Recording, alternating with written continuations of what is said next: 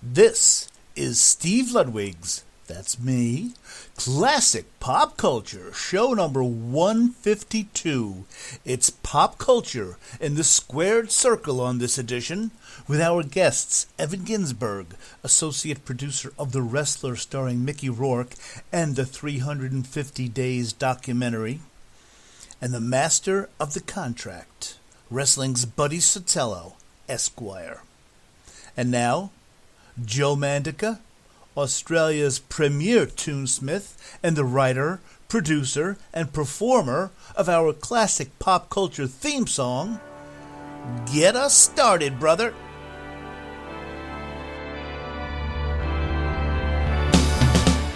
Classic pop culture.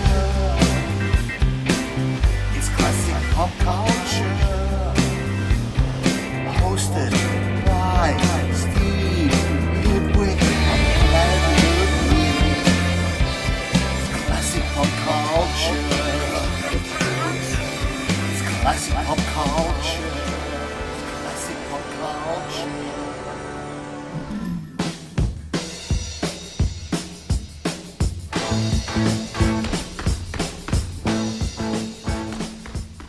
How you doing, everybody? This is your pal and fellow fan of pop culture, Steve Ludwig, welcoming you to another edition of Steve Ludwig's Classic Pop Culture, right here at PlanetLudwig.com. Congratulations, you have landed safely and peacefully here at Planet Ludwig. And here we are, show number 152, and on this edition, it is indeed wrestling and pop culture. A perfect mixture. Our guests, Evan Ginzburg and Buddy Sotello. Our first guest, Evan Ginzburg, is the associate producer of the movie The Wrestler starring Mickey Rourke, as well as being the associate producer of the brilliant wrestling documentary 350 Days, which we'll talk about in a bit. Evan's an author, currently working on his third book. He's an actor, including a scene with Mickey Rourke in the movie The Wrestler. And he can be heard on his weekly podcast, Wrestling and Everything Coast to Coast, which he co-hosts with Buddy Sotello, Esquire. Buddy will be joining Evan and me in the second half of the show. Mr. Ginzburg is an outspoken, in the best sense of the word, which sometimes gets him into some social media spats, but he's an outspoken gentleman. Most importantly, Evan is a dear friend of mine, and it's my pleasure to welcome him back to classic pop culture. Hey, Evan, thanks so much for coming on. I appreciate it, Steve. Thanks so much. Actually, you're the one, for my listening audiences, you're the one that got me started on my classic pop culture show. I was one of your former co-hosts on your Legends TV show, which I miss. That show. And, when you found out I was a pop culture freak, you said, oh, you know what? My engineer, Rick Hendrickson, of my radio show, talk to him. And so that's how everything started. So I thank you for being the catalyst for my life doing podcasts. My pleasure. And R.I.P. to Rick Hendrickson, who left us at age 34. So... I'll tell you, he was.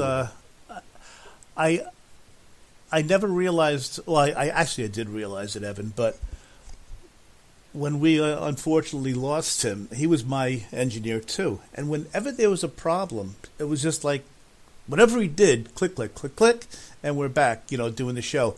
Now that I have to do it myself, I'm always on edge. Like, oh, what if this goes wrong? What if that goes wrong? So I really miss Rick.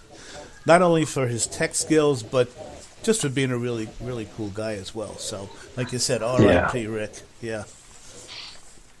So, my goodness, how long has 350 Days been out? Is it over a year now?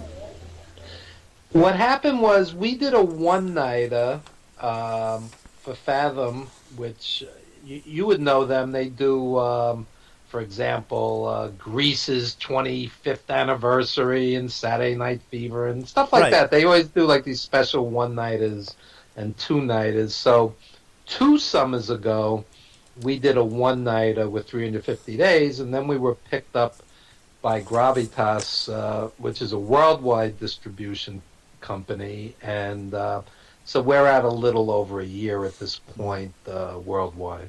You know, Evan, I'm assuming all of our audience knows what documentary 350 days is, but for those who aren't familiar, why don't you give us a little background of just what kind of a doc it is? Back in the old school days of pro wrestling, the legends like Ric Flair and Harley Race, these guys wrestled literally 350 days a year. And the documentary stars Bret Hart, Superstar Billy Graham, Greg Valentine, Tito Santana, Paul Orndorff, Ted DiBiase. I don't want to bore you listeners, but there's 3 dozen legends. And name wrestlers is right, man. Real legendary main event guys who wrestled headlined around the world. So these guys, for example, there was a event called Starrcade in the NWA, which was on Christmas night, and then there was the Survivor Series, which was on Thanksgiving night. So you tell the kiddies, Daddy won't be home, Daddy's working, and sometimes Daddy wasn't there when the kid was born, or the kid was married, or the kid graduated, and certainly not for the weekly football games or whatnot, kids on the football team. It was not a normal existence. So you miss your family. It's hard to maintain a marriage.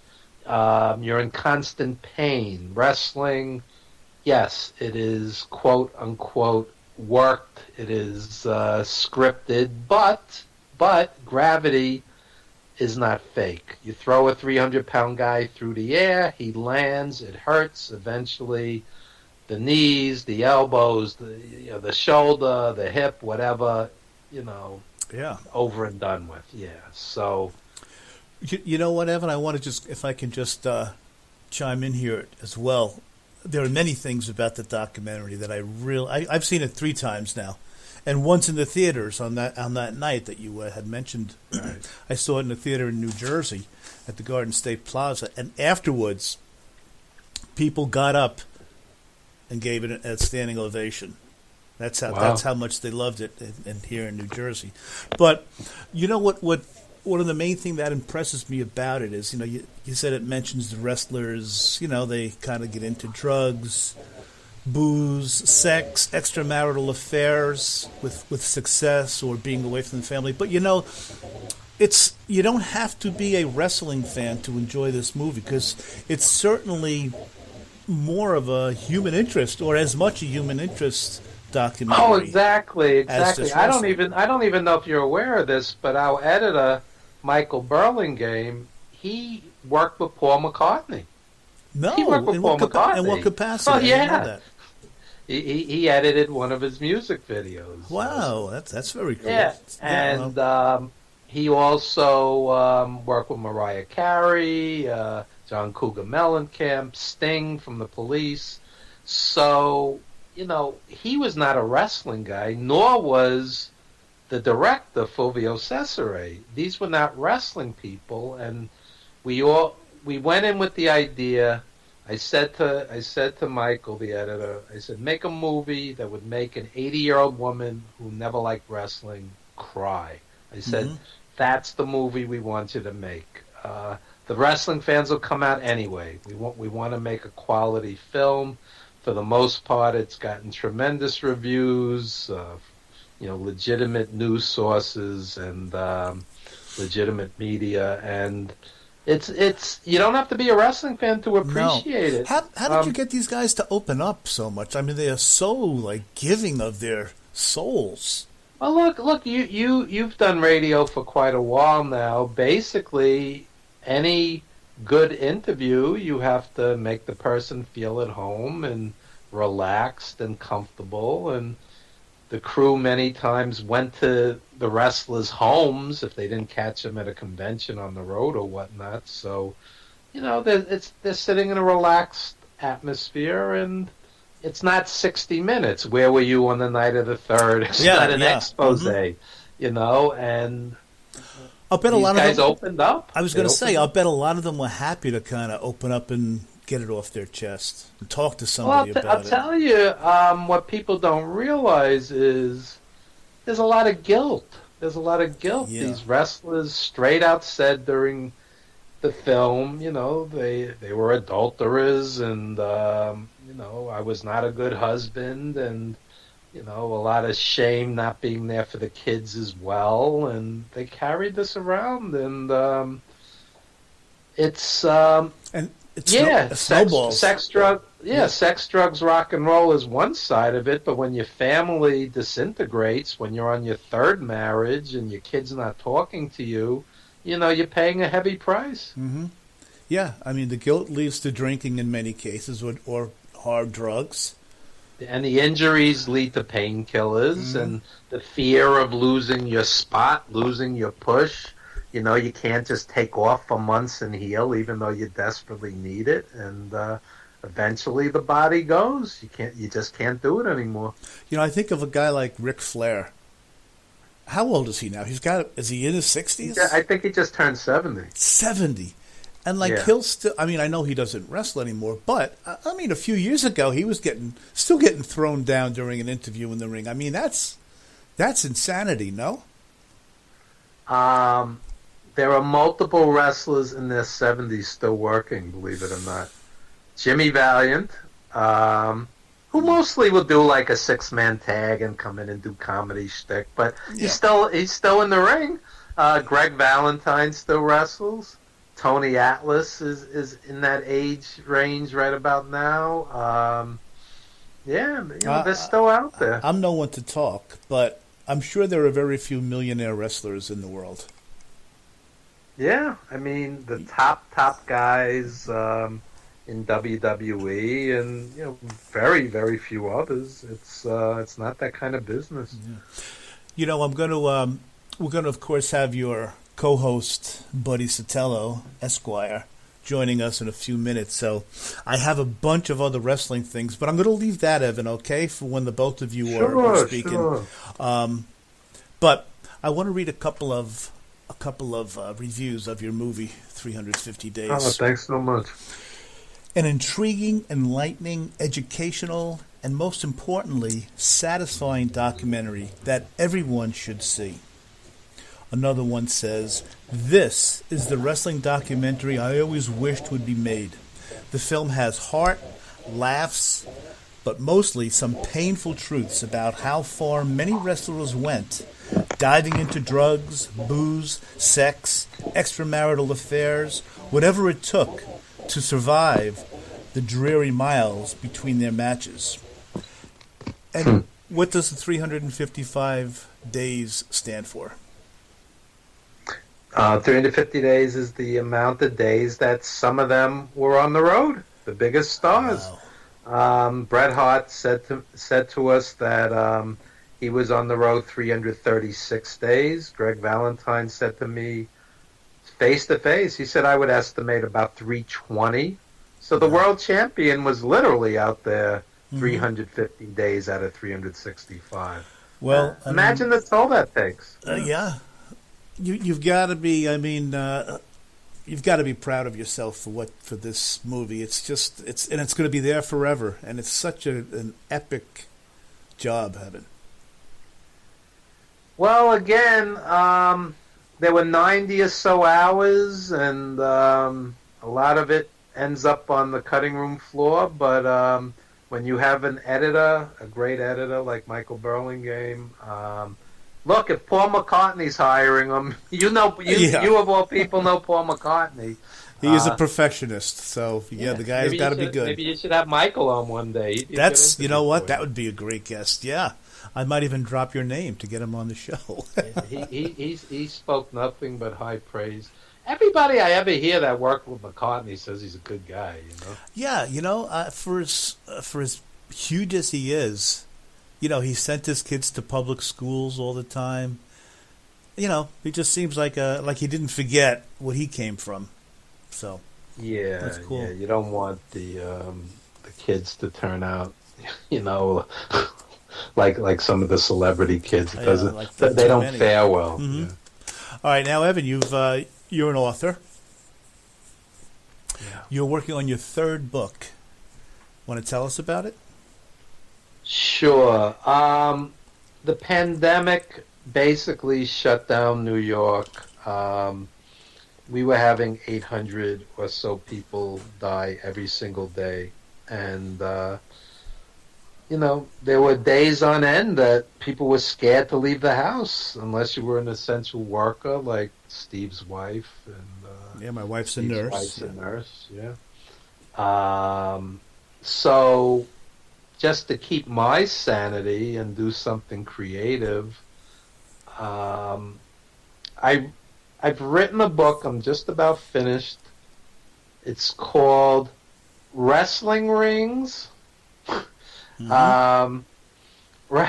Wrestling Rings, Blackboards, and Movie Sets, which is basically been my life. And it's 70 or so anecdotes, vignettes, where I would just sit here and get like a light bulb. Like, I'll give you an example. The other day was 9/11, and I'm just thinking about it because it hit New York so hard. And on 9/11, maybe 2 or 3 years after, like 2003 or 2004, I forget exactly, I'm at a club, and this tremendous band, Antibalas, is going to play. If you remember the Broadway show Fela, they were the house band. But tremendous band, yeah.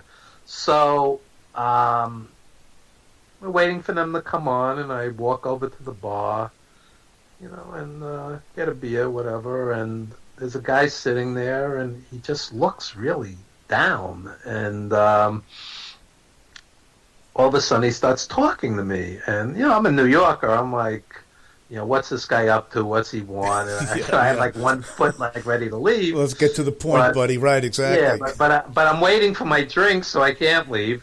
So all of a sudden he's telling me about his dad, and it's like he's almost like talking to himself. He says, my dad was an educator, and he represented his university, and he went all over the country, all over the world, educational seminars, and Steve's an ex-teacher. He'll appreciate this.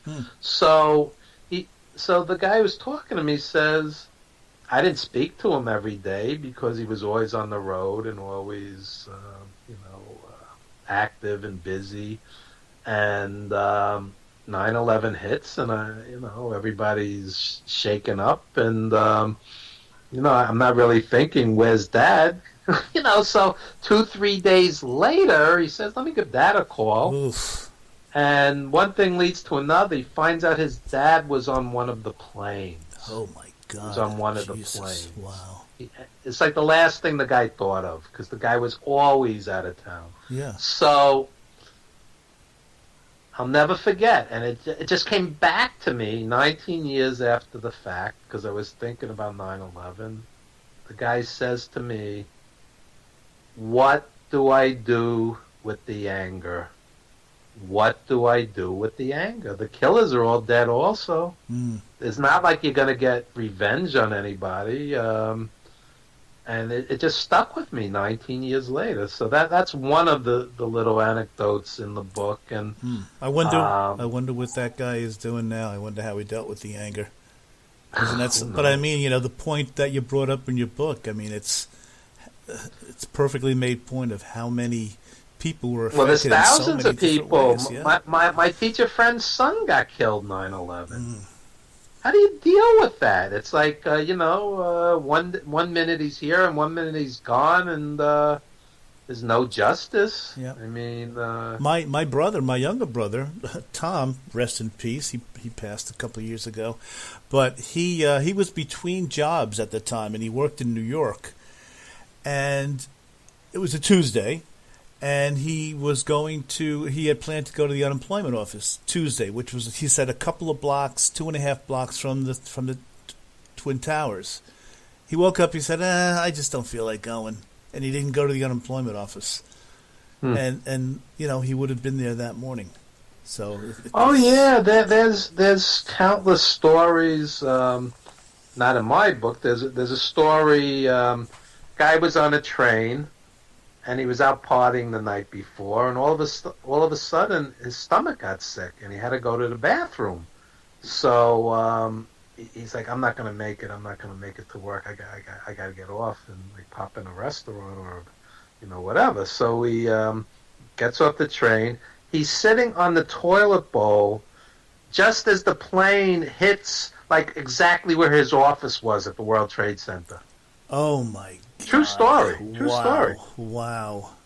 Yeah, and the opposite scenario, some guy goes on a job interview the week before. His first day at work was September 11th, and he died. I mean, unbelievable stories. Mm-hmm. And now that we've bummed out your entire audience, but We'll talk them off the edge. As a matter of fact, why don't we get Buddy on with us, and we're gonna. I think we should tell more tragic 9/11 stories. I'm gonna ask Buddy to share every tragic story he's ever had in his life when he comes on. Wait, you're laughing. This guy's trapped in the house because of the fires. He says the air's so bad in California he can't breathe. Yeah, where's Buddy? In San Francisco or no? Yeah, San Francisco. He's in that area. Yeah. So now we're gonna have to put up with his coughing and everything while he's on here. For crying out loud. Between the COVID and the raging fires, it's like the end times. You know what? I'm going to put a mask on just to play it safe. As a matter of fact. Yeah. All right. Why don't we get Buddy on here, Evan? Sure.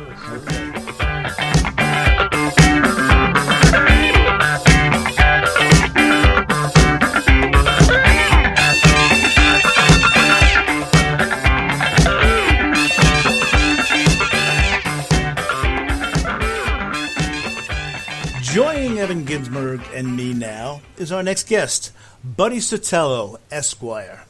Buddy is celebrating his 20th year associated with pro wrestling as a manager and as a promoter. But Buddy, like his co-host Evan, is much more diverse than just wrestling when it comes to the pop culture scene, as we're about to find out. It's a pleasure to welcome to Classic Pop Culture the co-host of the podcast Wrestling and Everything Coast to Coast, Mr. Buddy Sotello, Esquire. Hey, Buddy, thanks so much for being here. And you remember the Esquire part, so I'm very proud of that. I don't want to get sued, because I know that you can, you're a tough man. So I'm always looking for a new case, so yes. Well, I got a few cases for you, believe me. Listen, I want to first of all, I want to thank you and Evan for having me on your really excellent podcast about a week or so ago. I appreciate it very much. That's really a great show. When I listen to it, it's like just listen to a couple of buddies talking about things. No pun intended. You guys have to really. It looks like you enjoy doing that show, both of you. Well, we have kind of a good cop, bad cop kind of relationship going on there. Evan has a way of interviewing people that's a little bit of a different style than I do. I've always been a big fan of George Lipton, the guy who was inside the actor's studio and wants to get inside the actor's mind and find people's motivations. And I think Evan is better at getting people's sort of historical knowledge and finding out what things, really move them as far as like the wrestling history goes. And I go more into people's personalities and find out why they like doing what they're doing. The only thing, Buddy, I noticed when I was a guest on your show, unlike Lipton, I didn't see you with your pile of index cards that he would refer to ask. Now that we've done 26 of these shows, I don't need an index card. I know what I'm going to ask people, and I'm thinking of what to ask people by the answers that they're giving, and I'm making notes in my own head saying, oh, don't forget to ask him about that, or ask him why he did that, or what made doing that special for him. Well, I'll tell you, it's Evan. I remember you always used to tell me that human interest is probably the most interesting part of an interview. Anyway.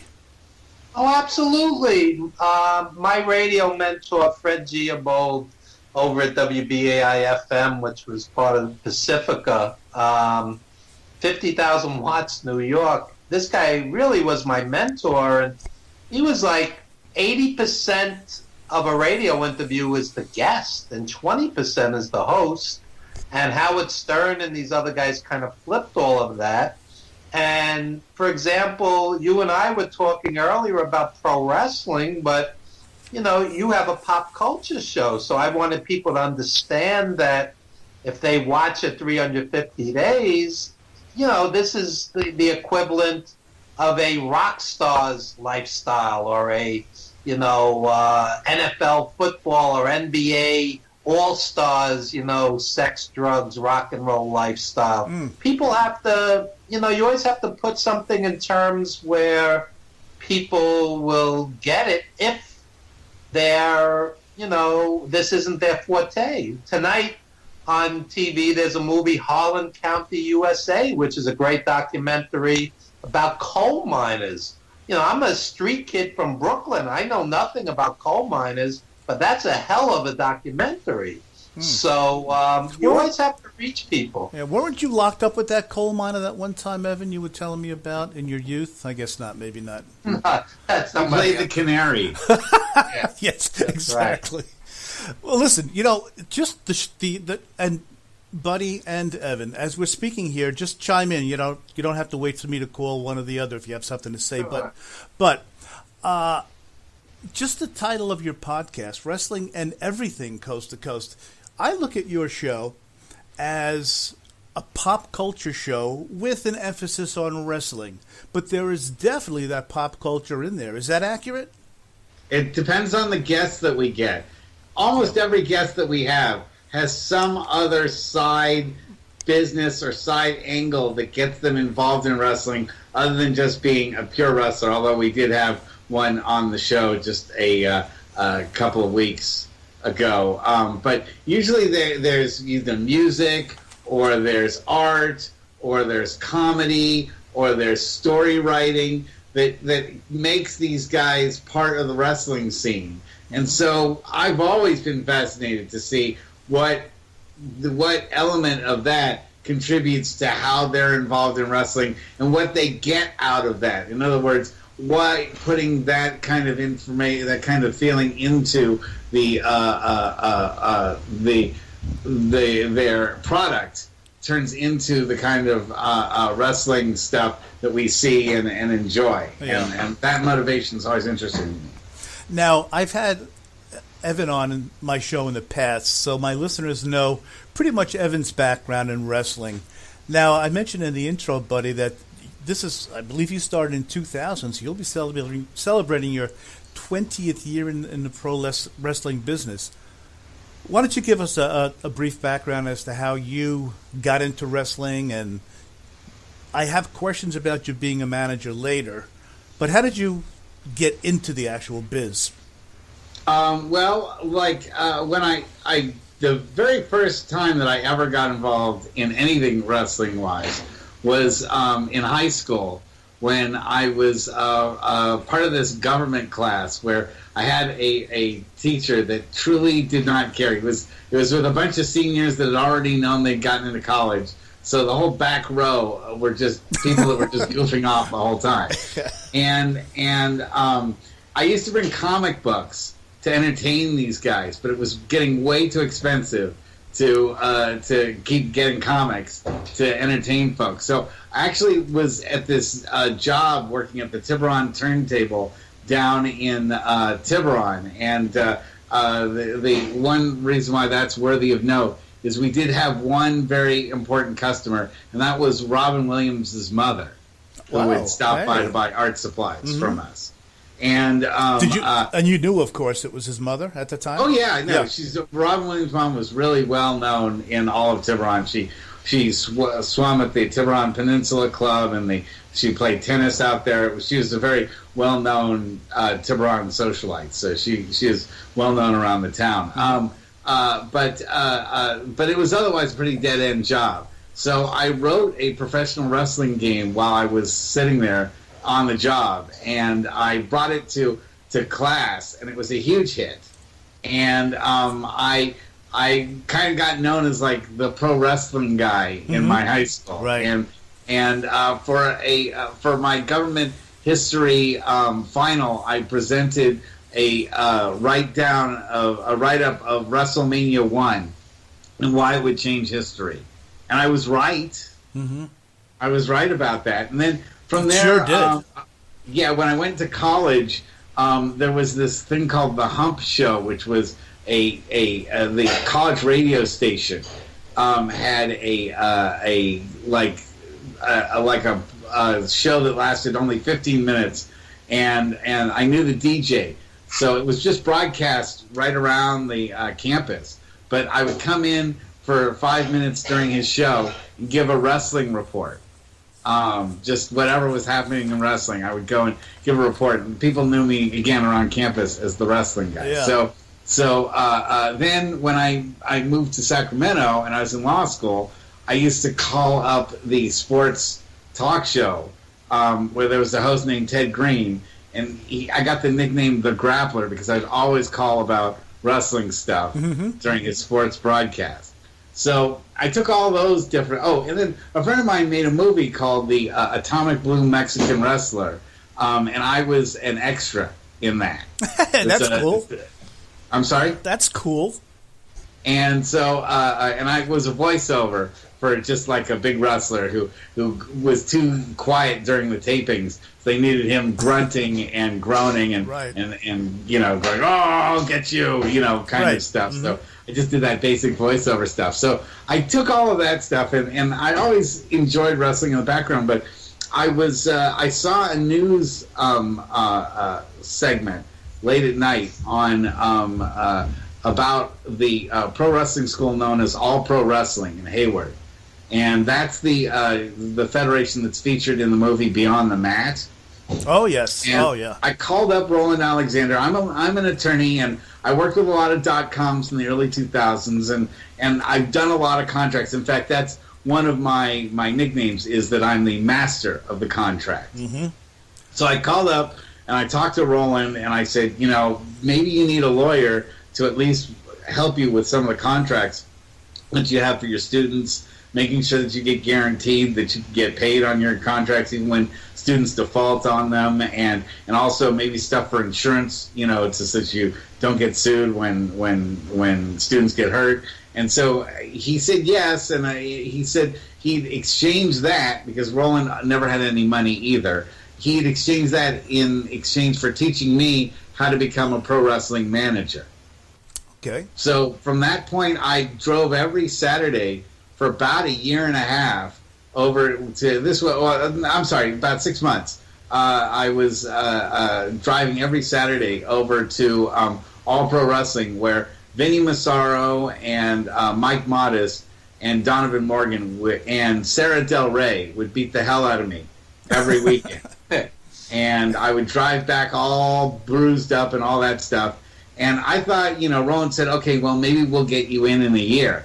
And then 6 months later, he said, you know what? We're debuting you now. We're going to make you Vinny Massaro's cousin from New York, and you're going to be Buddy Sotello, and you're going to try to sue anyone who steals Vinny the Innovator Massaro's moves. That was my big shtick. Nice. I would carry a Palm Pilot, and I would say anyone that violated. And hey, that was high tech back then. Absolutely. You said Palm Pilot. I'm laughing now, but yes, that was high tech. Yeah, in 2000, that was a really big deal. Yep. So I would threaten fans, and I would threaten, you know, wrestlers that I would put their name in the Palm Pilot, and then I would sue them, you know, when I got back to my office.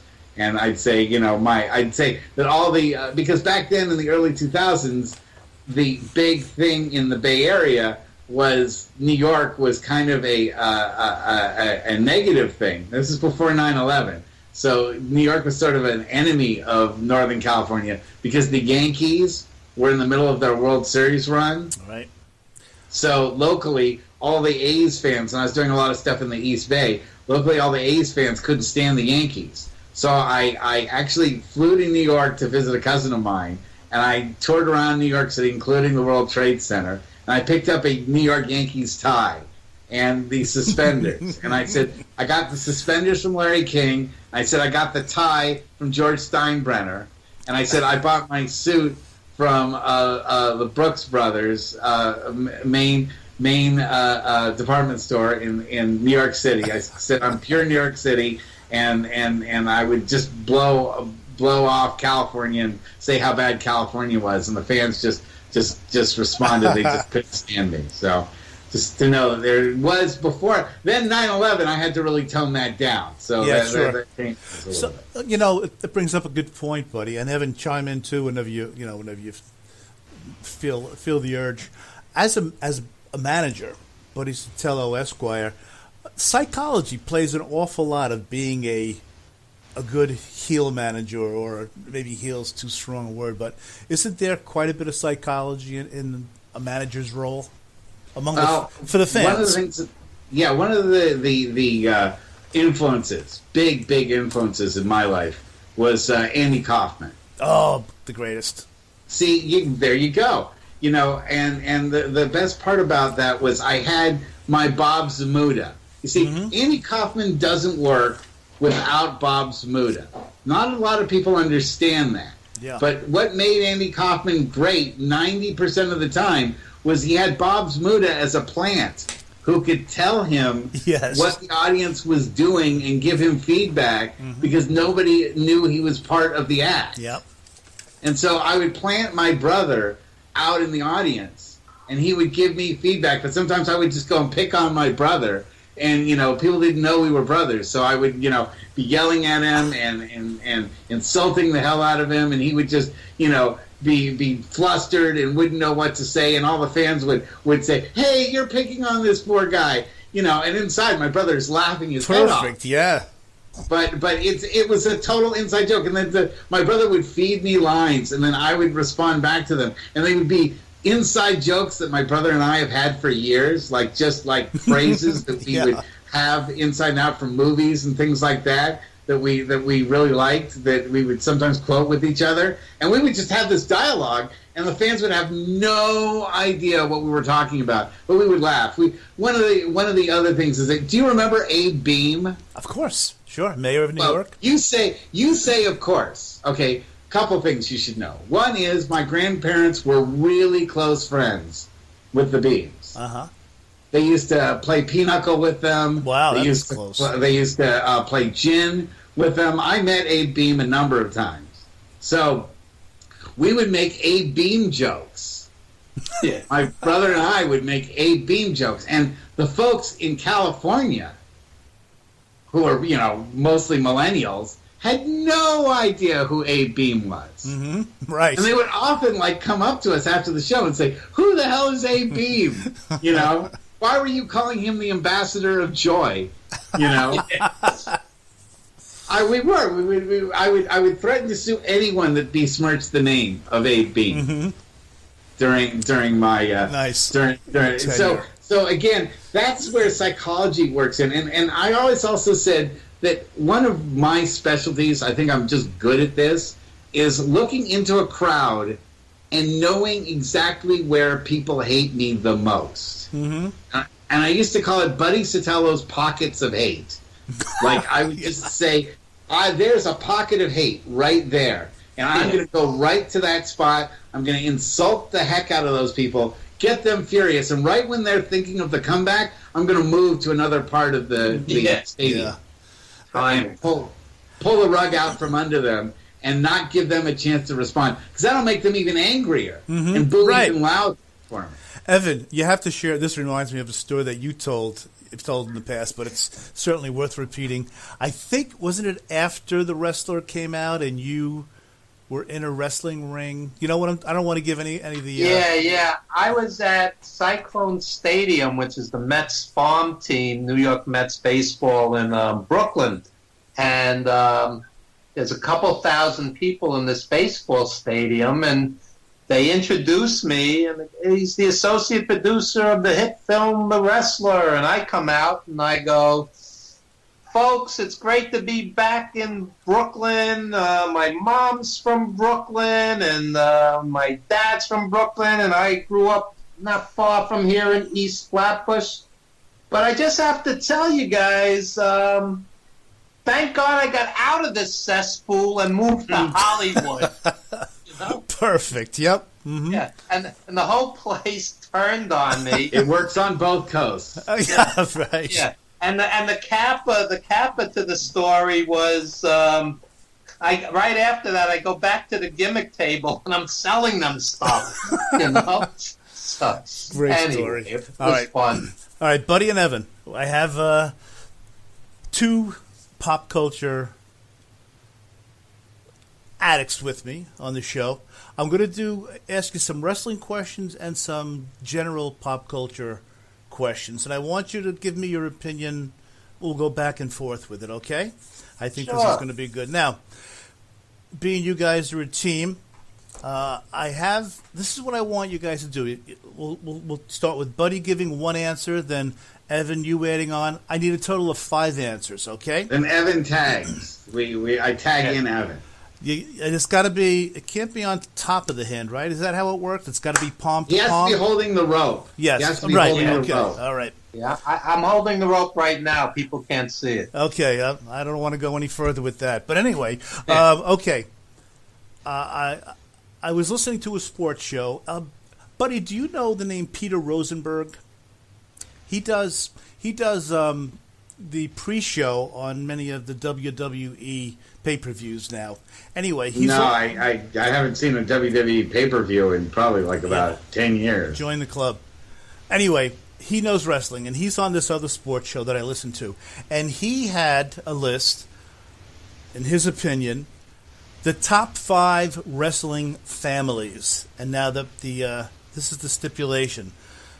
It has to include one parent wrestler and at least one child wrestler. Obviously, it doesn't have to be at the same time.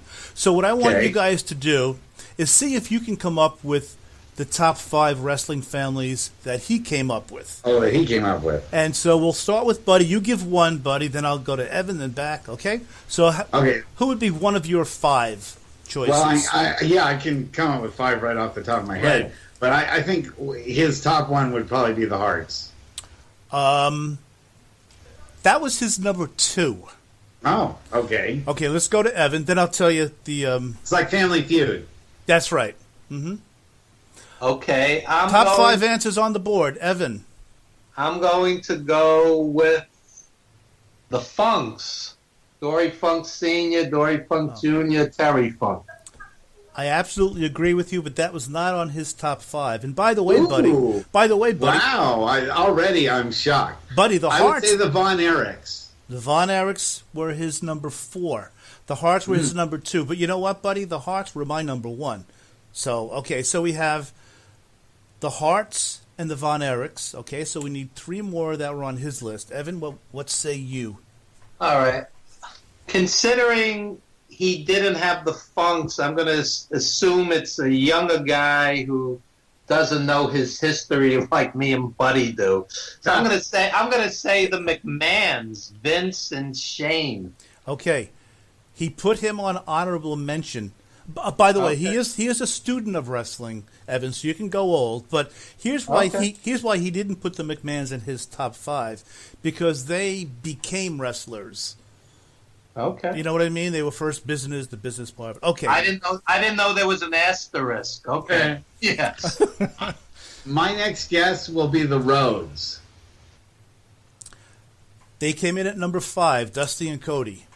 Well, it's like Battleship. I'm landing all around the Battleship. So we're looking for the number 1 and the number 3. We have the Hearts, the Von Erichs, and the Rhodes. Evan, you got it. The Armstrongs, Bob, the dad, Brad, Road Dogg, whatever. The Armstrongs. I am sorry they did not make the list.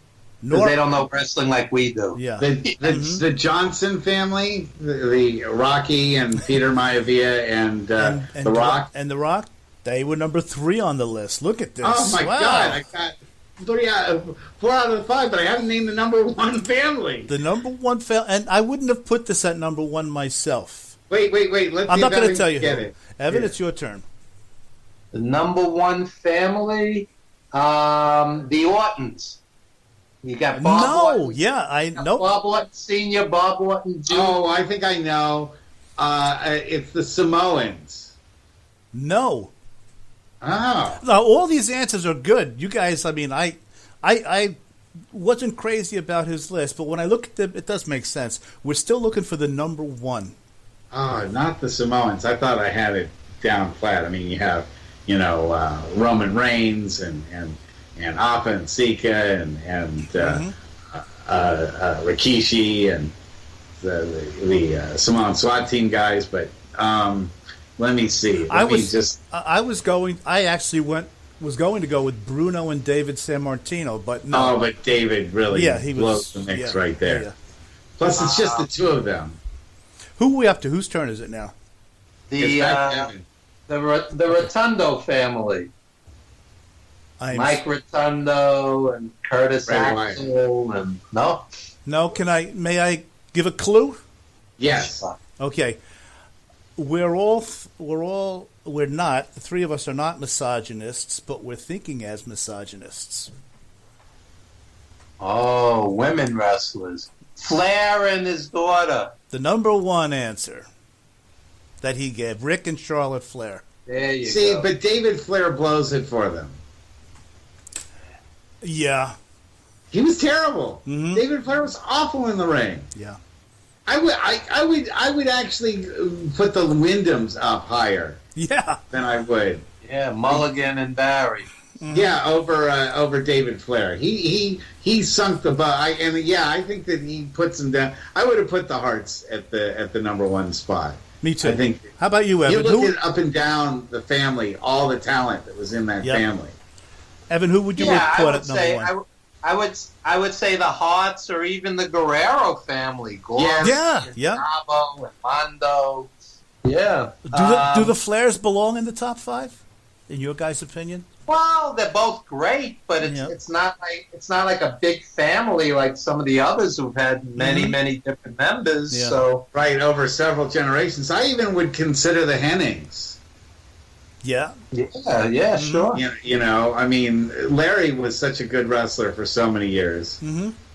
Curtis Axel, maybe not so much, but that's everyone loves Kurt Hennig, and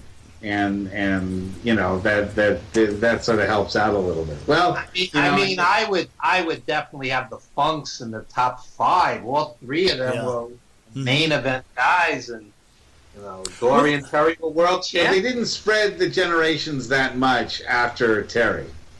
Yeah, but they were so great. That's true. So ahead of the pack. Were there any Japanese wrestling families that you guys are aware of? Because Japanese wrestling is so big, I'm wondering if there was... Yeah, the Great Muta and is it Kendo Nagasaki? I'm not sure. Or I think the Great Muta's father was a wrestler as well. And then you also had Ultimo Dragon's father was also a Japanese wrestler. But it doesn't seem to spread the generations as much as you do, those country boys with their 5-6 kids. Okay, I'm gonna do kind of a Venn diagram move into pop culture. Sure. Now I say Venn diagram because we're gonna move into a little bit of music, but I want to, from each of you, what is your favorite wrestling song? Could either be about wrestling or by a wrestler. And I'm claiming "Boo on Me" by Larry Zbyszko. So you guys can't. I never heard of it. Okay. Never heard of it. I think I'll play it before the show's over for the listeners. Okay. But, let's see. Buddy, you went first with the top five families. Evan, why don't you go first? Your favorite wrestling song? I'm going to go with just from being there during the 80s, the Midnight Express theme, they would get a huge pop when they'd come in, and the Road Warriors would get a huge pop when they played their theme. Just from sheer, gut reaction. I mean, musically, Junkyard Dog at one point came into Atomic Dog by George Clinton, which I love. Yeah, But, you're a George Clinton man. Yeah. Now these don't have to be entrance songs, but they. I remember can with be. Another One Bites the Dust. Oh yeah, but he briefly did some Atomic Dog too. Okay, that would have probably been before I was watching him. Yeah, Bad Leroy Brown used to come into Jim Croce's Leroy Brown. That was Sure, that made sense. All right, buddy. Freebirds came into Leonard Skinner. Right. How about Big you, old buddy? A big old Confederate flag too, which Yeah. They might have a problem with that nowadays, but buddy, it's funny. I'm the youngest guy, but I've got the most retro song for wrestling, which is used to be my theme song when I called in as the Grappler, and that is the Nova's "The Crusher." I don't know if I'm familiar with that one. That's the one that starts off the "Do the Hammer Lock." Yeah. Oh, okay. Do the Yeah. hammer Okay. lock. Do the hammer lock, you turkey necks. Do the hammer lock. Everybody do it now. That's a great song. But also, I do think the Stone Cold entrance theme is the one that I The Smashing Glass, yeah. Yes, that one. You knew that business was about to pick up when you heard that. Yeah. But I liked "Sexy Boy" by which was great, and then also I like the theme song that I picked for my own wrestling fed, California Championship Wrestling. I was actually in charge of coming up with the music for it, just like I came up with the music for Wrestling and Everything Coast to Coast, and which, by the way, is Beach Disco by Dougie Woods. But okay. The song that I came up with originally for California Championship Wrestling was called "The Stork Theme" by the Atomic Bitchwax. The Stork. Okay. Yeah, check it out. It is a kick-ass theme that I was shocked. I spent a weekend just listening to music when I knew that we were going to make this wrestling fed in the middle of California with a friend of mine. I just sat there and I said, I got to come up with a theme. And I really love instrumentals. I'm a big fan of instrumentals. I think every wrestling theme should have a nice instrumental. I actually really like the UWF theme from the late 80s. Do you remember that at all, guys? I don't. I heard it. Yeah. If I heard it. It's like a heavy bass kind of thing. It sounded like someone said the Seinfeld theme on crack. I like, but it was a hot theme. I liked it. It was nice and edgy and cutting edge. And I was like, okay, this is fun. I like this. And so I like the idea of a really action-packed rock and roll instrumental theme for a wrestling fed. So check out the Atomic Bitchwax's Stork theme when you have a chance. We will. Our buddy JJ McGuire did so many of the WWE and WCW theme songs, you know. They were great. Yeah. All right, we're going to move over into full blast pop culture now, but we'll stay for this quick question. We're going to stay for the in music.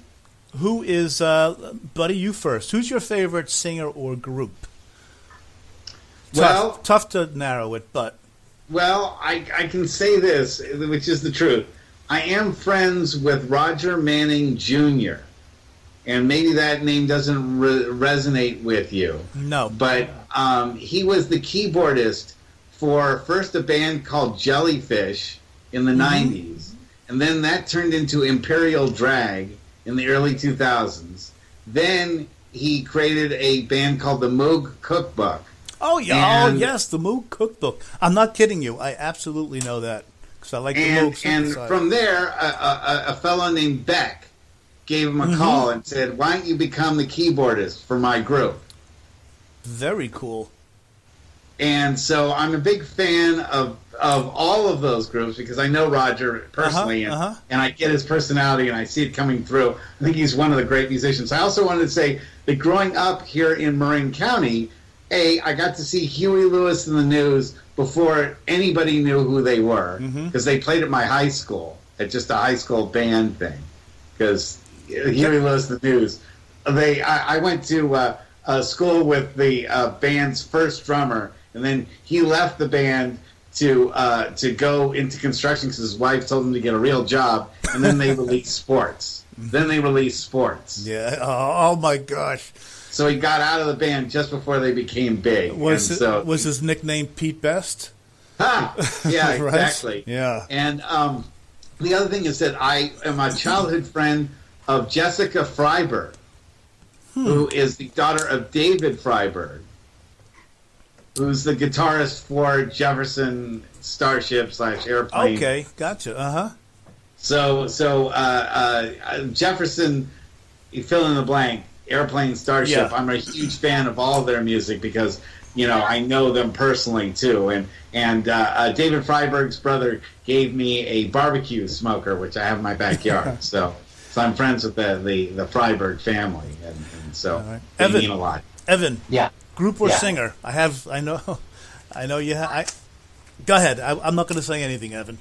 My all-time favorite singer is Al Green, who's as great a stage performer as virtually anyone, maybe with the exception of James Brown. But Al Green, just a tremendous singer, performer, and nobody sounds like him. Mm-hmm. So Yeah. as far as groups, I'd go with Parliament Funkadelic first and foremost. But God, I've seen thousands and thousands of concerts, and there's just so many greats. James Brown in his prime with that horn section, Pee Wee Ellis and Maceo Parker and Fred Wesley, is unbelievable. Just unbelievable. So, Meanwhile, here in the Bay Area, we had so many great bands and musicians. Santana. So I'm very Bay Area centric when it Sly comes and to the Family Stone.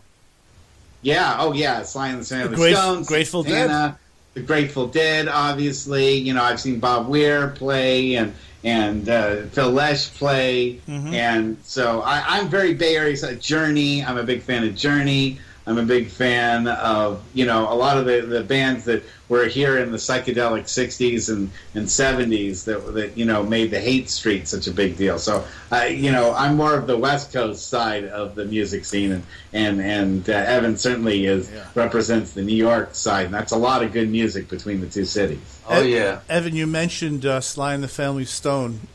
One of the saddest nights I think both of us ever spent was at BB King's. You know what I'm talking about?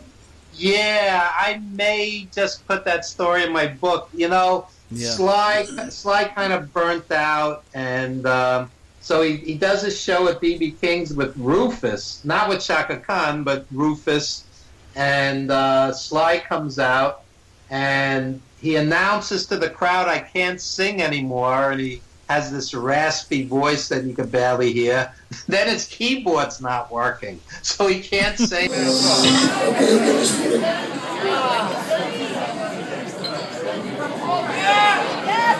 Kill the sound man! Let Sly be Sly! And he can't play. And Rufus is just killed for an hour and a half.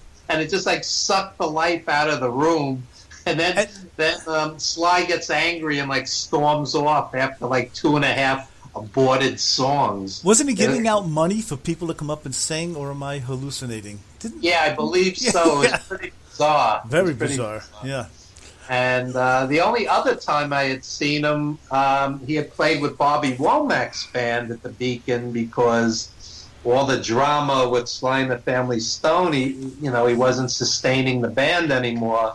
So I was still happy to see the guy, and he's still alive. He's still out there, but doesn't perform much. Oh, he's out there, all right. Yeah, kind of a wreck. But he's a mad genius. Yes, he is. All right, I'm going to give you a list of favorite blanks. And I want to make sure I get through the list, guys. So just give me your answer, and then if we have time, I'll come back up and you'll tell me why they were your answers. But what you're saying is we're over embellishing every answer you're giving. No, I'm not. Question.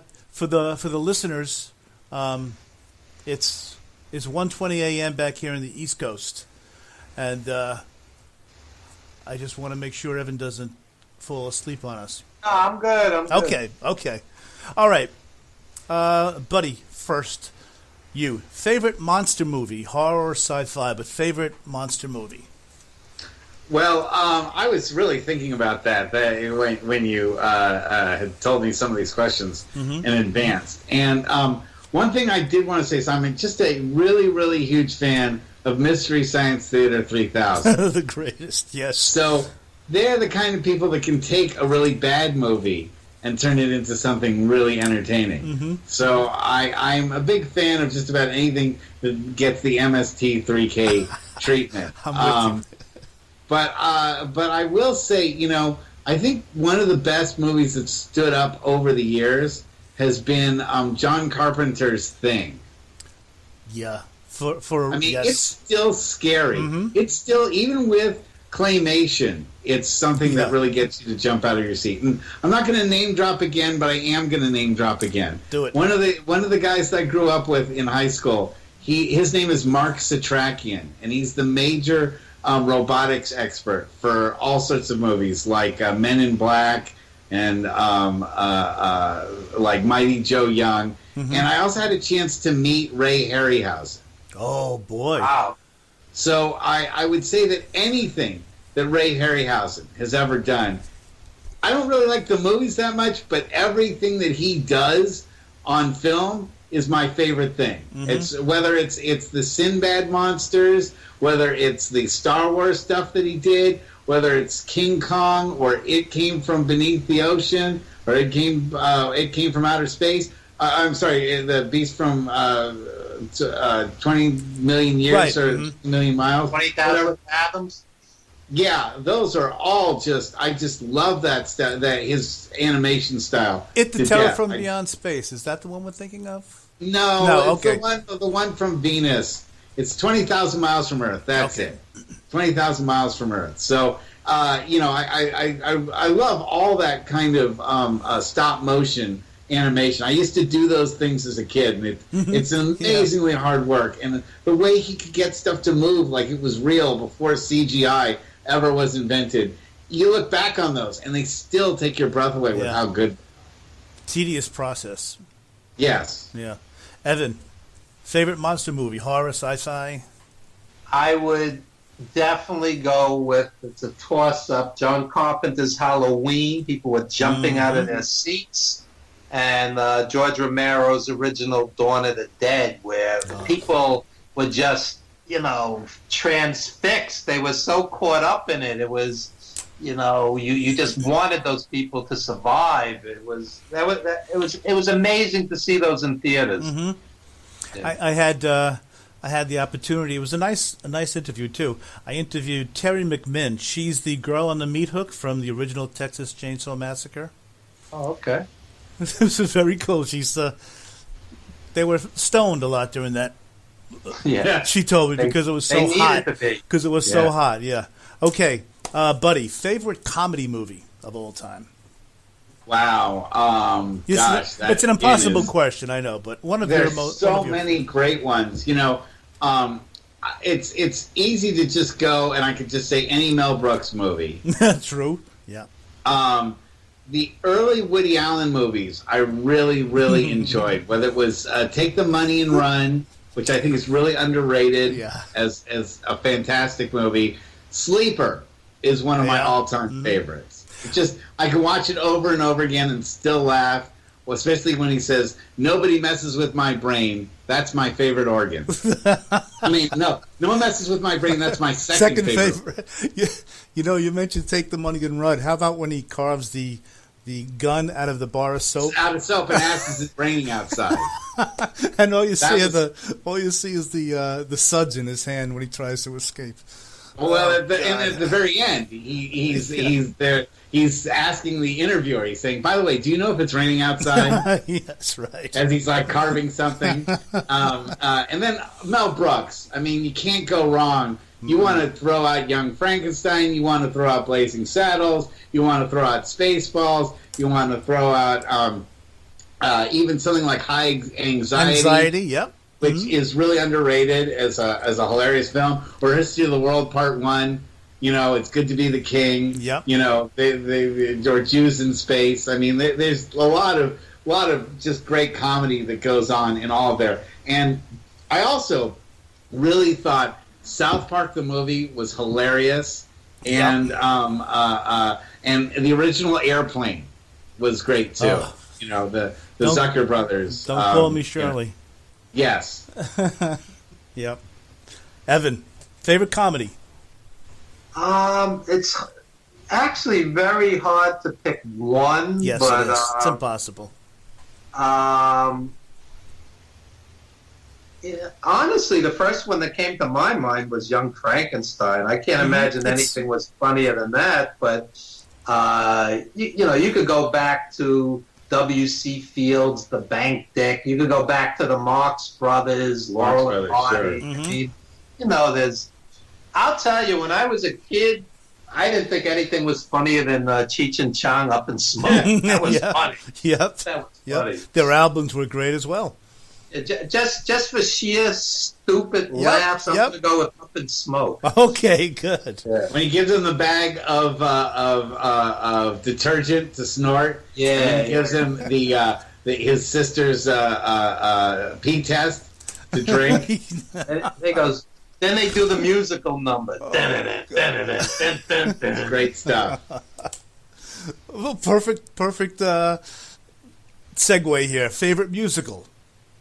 You know what? Should I amend this to either musical or favorite music documentary? Well, I would again nominate South Park, the original South Park movie, as a fantastic musical. It is. I mean, you look at it song for song; those are all great hits that I still sing every so often. Mm-hmm. But if you wanted something nice, if you'd say, does this guy have anything nice that he ever watches? I'd say The Yellow Submarine is probably over the years has been my favorite musical. Steve's not a big Beatles fan. Oh, a man of my own heart. If I were, my favorite would be A Hard Day's Night. But yeah, you know, buddy, Evan, you brought it up. I actually patted Ringo Starr on the back.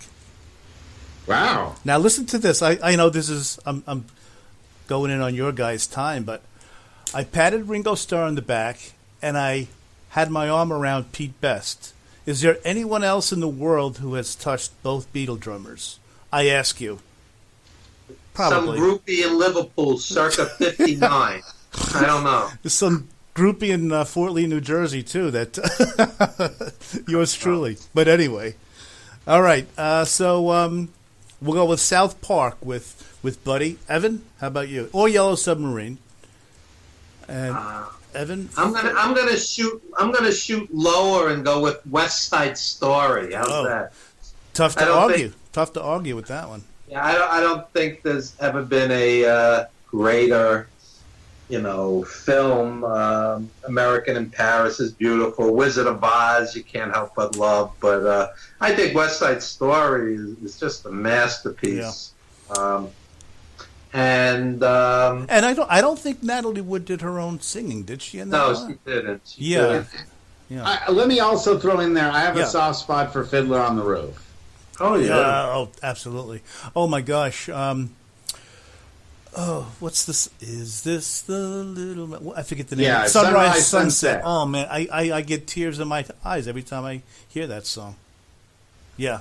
Great. Well, my parents took me when I was a very little kid to see it, and I believe Zero Mostel was still in the cast. It was a live performance in San Francisco. Very rare. They brought the touring company out to San Francisco. Yeah, he was. Yeah. Who was the other, besides Zero Mostel? There was one other famous, maybe he played it in, I can't think of his name, who played the fiddler. Anyway, I'll think of it about 4 a.m. I'll sit up in bed and wake my wife up. But, okay, favorite adventure. Evan, you go first this time. Favorite adventure movie. Adventure movie? Yeah.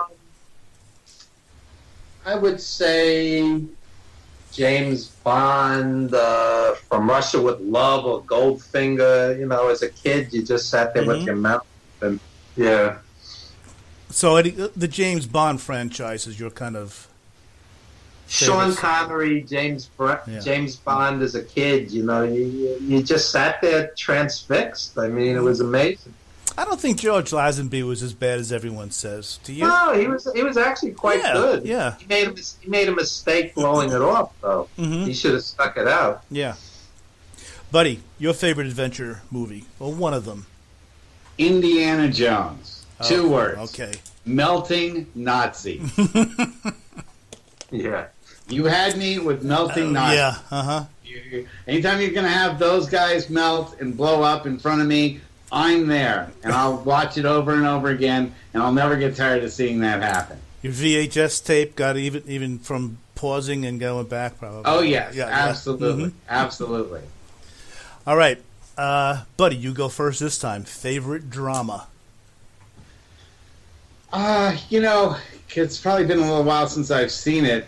I will say that when I saw The Killing Fields, Ooh. and I came out of The Killing Fields, I walked around for a couple of days, just sort of in sort of a fog, just saying, I can't believe, because I saw it. I'm younger than you guys. Mm-hmm. I was probably about 17 or 18 when I saw it, and Yep. so that was mind-boggling about just how much death had occurred during my lifetime, and I didn't even know it was going on. Yeah. And how much those people suffered, and that was one of the first times that I'd seen in a movie where they'd shown so much death so openly without any kind of censoring or let's turn away from it or we'll only show it for a second. Yeah. That one Yeah. really showed it to you, and I was like, wow, that's messed up, man. That was really messed up. Evan, did you get how Buddy threw in that he was younger than both of us? Yeah. I Yeah, noticed yeah, that. mm-hmm, yeah. Yeah. 53. I mean, Oh, you're you're a child. I can't, bring in certain, stuff from the 50s and so forth. I only give you stuff from the 70s on out. This might We're almost 200 between us. Yeah. yeah, with the majority yours truly. Actually, this might be a good. Maybe I should bring this up now, Buddy. I don't know if you know this, but I co-hosted with Evan on his Legends TV show years ago, and you're his co-host now. Evan, I think there might have to be a steel cage co-host That's right. match in the works. Maybe we'll work on That or that. trivia off or some kind Yeah, of trivia yeah, off yeah.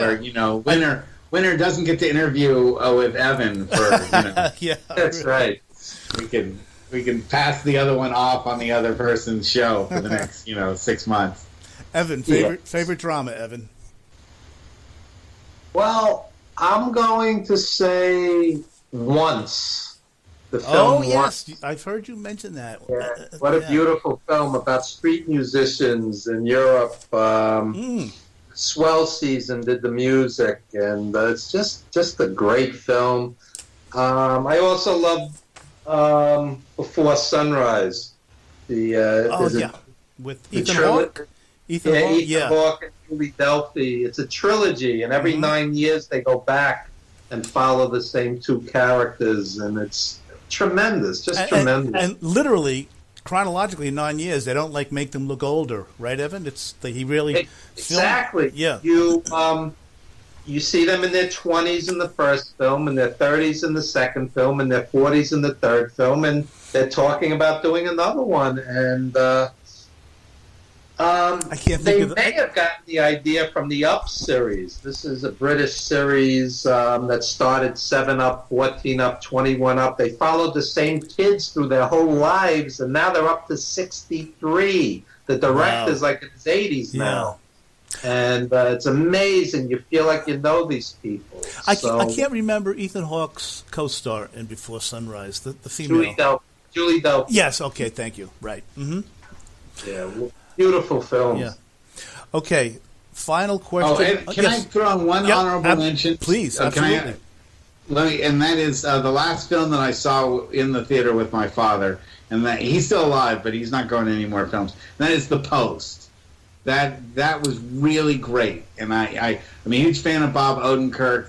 I thought that was his first really big major film, and I thought that it didn't win an Academy Award except for some minor stuff. And, I have to and check that out. I guess you haven't seen it yet. No. I guess you're a Better Call Saul fan then, if you like Yes. Bob Odenkirk. Oh, is that Very much. Is that one of the? Do you watch that, Evan? Better Call Saul. No, I haven't yet. It's on my to-do list. Buddy, is that one of the best shows on TV? Well, I've been a crazy Bob Odenkirk fan from when he was on Adult Swim, the cartoon stuff on Adult Swim 20 years ago. So I followed his career from the start as it's made its way forward. And I think he's one of the great acting geniuses of our time. Mm-hmm. He's great because he's so understated in his roles, and he really makes his characters believable. I just love everything he does. So yes, I'm a huge. What's really funny is I've never seen Breaking Bad, and my whole plan is to watch all of Better Call Saul first, and then watch Breaking Bad in order, because Better Call Saul is the prequel. Yes. To Breaking Bad. Evan, did you watch Breaking Bad, Evan? No. You're both good. You got to. Well, buddy, you said you're going to see it. Evan, you got to check it out. I plan to. Yes. Yeah, there's so many of those long-form dramas, 75 hours. Yeah, you have to binge. Yeah, you got to binge. You have to be in quarantine or something. Yeah. We need a pandemic or something. Yeah, so you can get back to watching all this stuff. Okay, the impossible one. Favorite song. And it doesn't have to be by the favorite group that you mentioned earlier. So, Evan, your favorite song. Waters of March by Antonio Carlos Jobim. It's probably the most beautiful song ever written. You could pull it up on YouTube.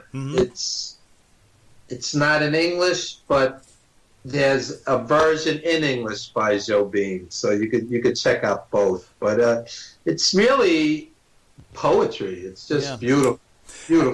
That's funny because you had told me your previous favorite was Rubber Ducky by Rick Dees.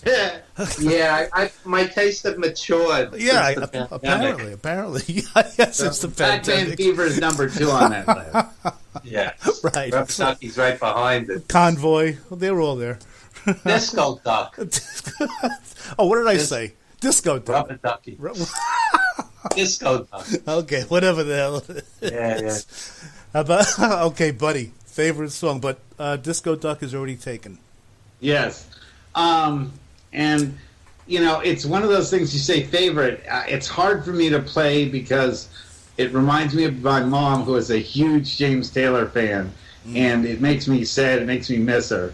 So it's hard to play. I can't play it all the time because I get choked up when I hear it. But it's Shower the People. Oh, beautiful. Yeah. By James Taylor, because those are the things she would say to me if she were still alive. Yeah. And, want to know something? I wrote a piece recently.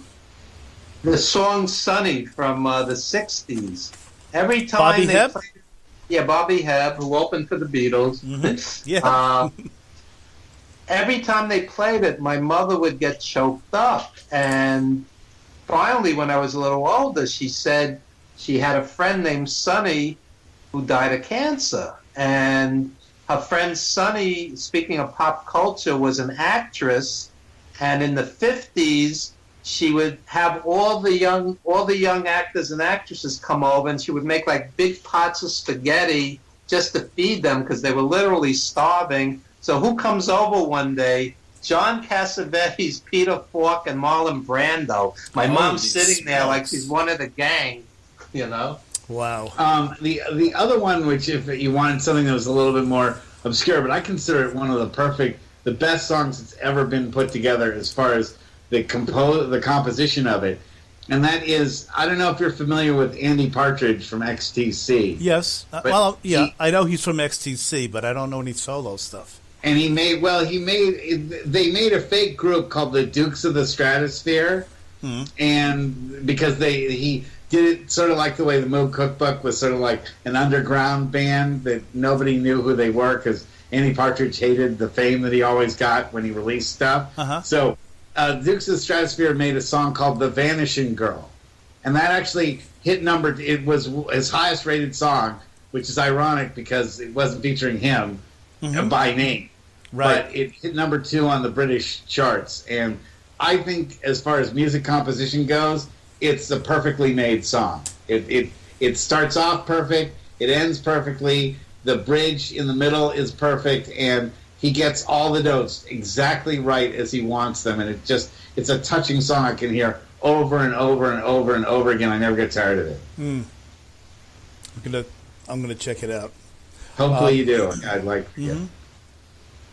Okay, two questions. And before I say goodbye after these two questions, will you guys both come back again sometime, please? Yeah. I love this. I want to go through more lists like this with both of you because you're both so good. Anytime. Good. I love lists. Good.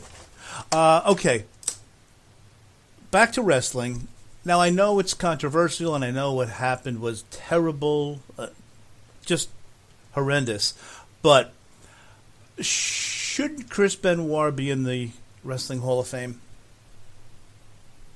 I mean, they completely erased him from everything, like he even existed. What do you guys think? No. No, he shouldn't be. Okay.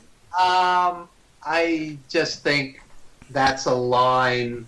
You know, you kill your own wife and kid, and I just don't see it. It's just hard to honor somebody that's done that, and yeah, I mean, yes. I think the WWE owes it to its fans to explain what happened, which of course then brings up the whole ugliness of brain injuries and how the WWE for years and years has wallowed in the success of itself without ever addressing this issue. Yeah. And so I think it's embarrassing for the WWE to basically say they're the ones that helped cause this death, and I think they did. Mm-hmm. Yeah.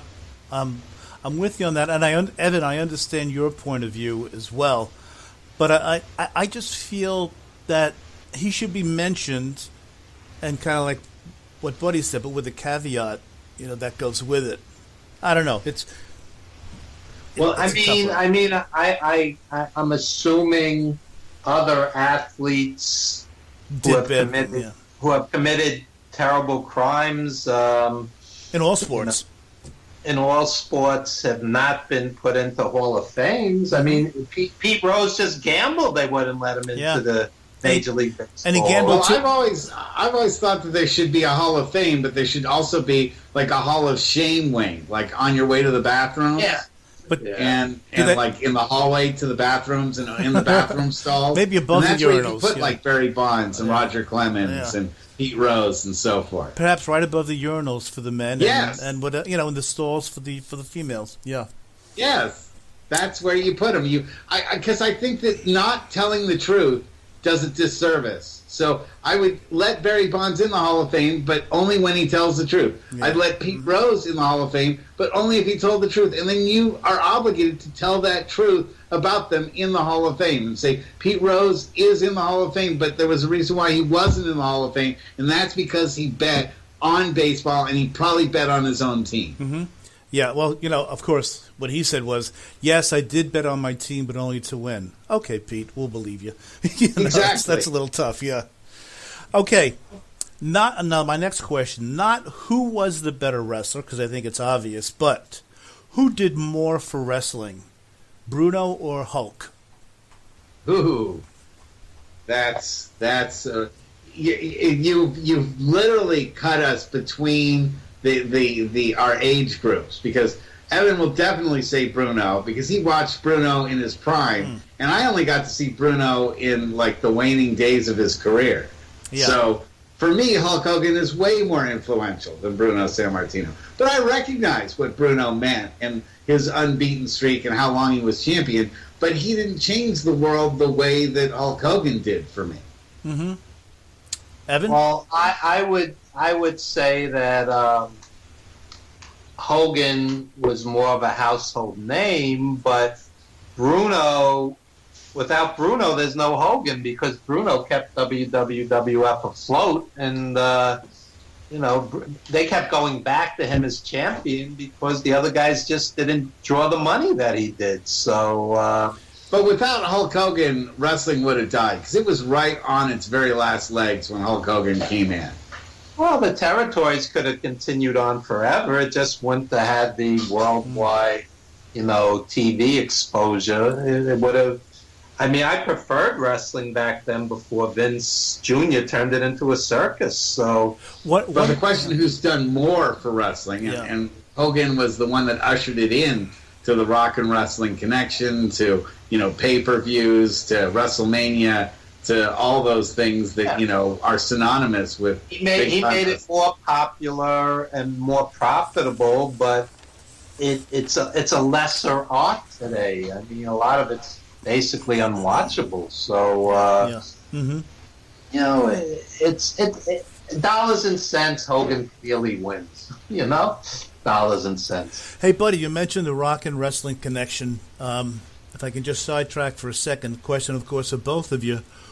Who would you guys think who was the most important component of the whole rock and wrestling connection of the 80s? Like, if you had to pick out one person that... J.J. McGuire would be mad if he didn't mention him. Okay. But I think also Jimmy Hart was a big, big part of that. Mm-hmm. I'm going to go with Piper, because without the super heel, without the super opponent, Hogan just running through guys in 8 minutes with the leg drop. Piper was like, the super villain. He was the perfect guy. Yeah. I think he was the glue that held it all together. But Jimmy Hart really is the one that came up with the music and a lot of the costume ideas and designs and the sort of rock attitude that came synonymous with that whole change, that moving forward and making it more like a rock and roll show than just a wrestling show. Cyndi Lauper comes to mind. Yeah. I mean, she really did change. She had a part. Yeah. I mean, with the whole big star. Yeah, with the MTV scene, and yep. Captain Lou Albano was the one that really was the bridge between all of that. Yeah. Oh my gosh! I mean, we could spend an hour just talking about Roddy Piper and the rock and wrestling connection. Oh, yeah. I was there that night when they Piper clocked Albano with the. Really? Yeah. I mean, the place must have just exploded. I forgot to list Hell Comes to Frogtown as one of my favorite. Oh, yes, movies. Okay. Do you like trauma films, by the way, yes, buddy? Yeah, I've seen many of them. Yeah, me too. Yep. Toxic Avenger. Yes, right. Yeah. All right. Very last question, but you guys have given me the promise that we can do this again, and hopefully quite soon, too. Sure. In both of your careers in wrestling, when did you feel most threatened or endangered? Because you've both been in the ring, in different capacities. Buddy, how about you? Was there a time? When did you feel most threatened? Well, a couple times. Well, fortunately, only a couple times. As a manager, I never really wanted to be involved in anything really big. I just wanted these little spots where I could take it.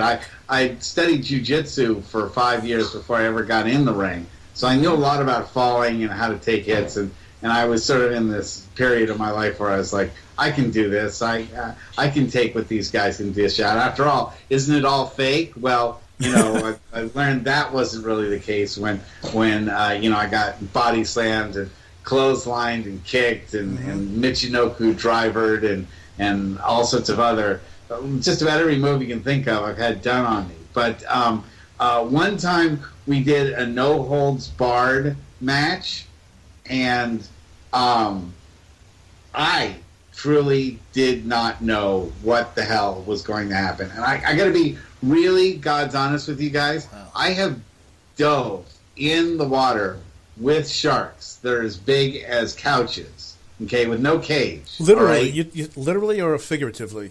Literally. That was less frightening than being in a no-holds-barred match, because I really didn't know what was going to come at me or where. I wound up getting double choke slammed for the finish, so that wasn't a lot of fun. Wow. But the other time, too, was I was told for a finish that we were going to do in a battle royale, that I was going to be thrown. I was going to interfere. I was going to be like a Royal Rumble. I was going to be the final contestant, and then the main guy was going to pick me up and throw me over the top rope. And as part of the gimmick for it, I wore like a kid's bicycle helmet, and I had all these pads on, and and so forth. And it was a good thing that I did, because in throwing me outside the ring, my arm hit the rope as he was throwing me, so I went straight down, and I fell on my shoulder and my head. And if I hadn't been wearing the bicycle helmet, I probably would have had a severe brain injury or been killed. Wow. And then we couldn't have done this interview, buddy. Oh, yeah. It would have been R.I.P. Russ Jackman, 2006. So, yeah, no, I should have. Yeah, I don't mean to speak lightly of it. Yeah. Yeah, no, but I had said I don't want to do this stunt. I said I'm not prepared for it. We haven't rehearsed it. It's not a good idea. And then just the whole, locker room gave me all sorts of shit, and they, put a ton of peer pressure on me. I was just going to say, peer pressure is a yeah, bitch. It was total peer pressure, and they're like, this is a major angle, and we've been building up to this, and we need you to do it, and you kind of have to do a payoff. I was like, I don't know, man, guys, I don't think this is a good idea. I'm not sure about this, and lo and behold, it almost killed me. Well, is that the norm, that you didn't know what to expect? I thought these things were pretty well scripted. When it's a no holds barred match, it literally, you don't have any script going on. Okay. You just have guys calling it in the ring. Generally, they're going to hit each other with garbage cans. And there was this thing called the ugly stick, which is a 2x4 wrapped in barbed wire, real barbed wire. And I was told to hold on to that thing, and I was like, oh, my God, what the hell am I going to do with this? Mm-hmm. And, as soon as someone came towards me, I just threw it on the ground and ran away. Yeah, sure. I did a lot of running for that match. But a lot of times, you're like a battle royale. You don't know what's coming at you until, you turn around and you see a size 17 boot headed towards your face. Yeah, then you kind of figure, I'm going to get kicked in the face. Yeah, or a guy's being thrown off the top rope outside, and you just happen to be standing right underneath when the guy's getting thrown out. Yeah, jeez. You never know. You don't always know. Not everything is scripted down to the actual final move. There's just big moves that they call, and then you need to know where your spot is so you're in the right place for that. Yeah. And it's very easy to be out of place, or the guys to say, you know what, they're cutting the match short, so the move that you thought you were going to be prepared for doesn't happen, and instead your move comes up like 5 minutes faster than you were expecting it to. And if you're out of place, they get really mad. So, it can be really tough in a situation like that. How about you, Evan? 2 or 3 years after 9/11, I was about to get on a plane with Johnny Valiant, one of those puddle jumpers. It was from Philly to New York. Mm-hmm. And the pilot's greeting everybody, and he looks like a cross between Lee Van Cleef and Charles Bronson. And this is the anniversary of 9/11. Oh, so gosh. Johnny looks at me, and I look at Johnny. Oh, my Lord. So we get on the plane, and the first turbulence that we hit, we're like, this is it, Johnny. It's over. But wow. obviously it wasn't. Because then I couldn't have interviewed you tonight either. That's right. Yeah. Wow. But at the time, it was a little scary. Yeah, absolutely. Well, we've been speaking with Buddy Sotello, Esquire, Evan Ginzburg, associate producer of 350 Days, The Wrestler, co-hosts of Wrestling and Everything Coast to Coast. You can find it on YouTube. It's really, really an excellent show. I know many of my listeners have seen it, if they know that you guys are my guests on this show. It's a weekly show. It's tremendous. And, guys, I can't wait for us to do this again. We need the numbers to come up, so tell your listeners to listen to it 2 or 3 times. Yeah, keep pressing, guys. And you will want to, because there are a lot of things that you might miss the first time. It's always, I've said this to Evan, buddy. It's like you guys are just two buddies of mine, and I'm talking about all listeners in general. You're just talking stuff, and the hour goes by like that. I mean, when I was lucky enough to be your guest a couple of weeks ago, and buddy, you said, well, before we say goodbye, and I'm saying to myself, an hour already? Because you guys are just so personable, and you're just so, things flow so greatly with the show. So we'll have you back on the show, too. So don't worry about that. I'd love to. And I'm going to work on a whole new list of things that we can talk about for next time. All right, guys? All right. Thanks so much, Steve. Appreciate Thank you. it. Thanks so much for the time, guys, and best of luck. We'll talk to you soon. Okay. Okay. Take care. Thanks. Thanks. Right. Good night. Good night, guys. Bye. And now, folks, it's time to say goodnight. We sincerely appreciate your patronage and hope we've succeeded in bringing you an enjoyable evening of entertainment. Please drive home carefully and come back again soon. Good night.